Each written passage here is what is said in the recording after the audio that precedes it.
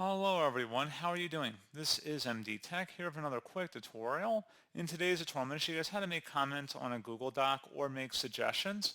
So this should hopefully be a pretty straightforward process here, guys. And without further ado, let's go ahead and jump right into it.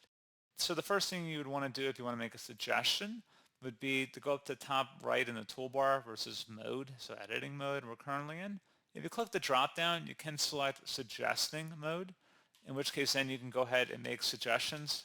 They won't actually modify the document, but you can see them over here on the margin, and you will see different suggestions listed in here, and you can either accept or reject them, or whoever might be the owner of the document can do that as well.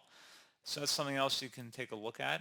Also, if you want to just make comments, you could just highlight over text you want to make a comment for, and then select the little chat icon that says add comment, and it would accomplish a very similar result there. And then select comment. And that's pretty much it, guys. So as always, thank you for watching this brief tutorial. I do hope I was able to help you out, and I do look forward to catching you all in the next tutorial. Goodbye.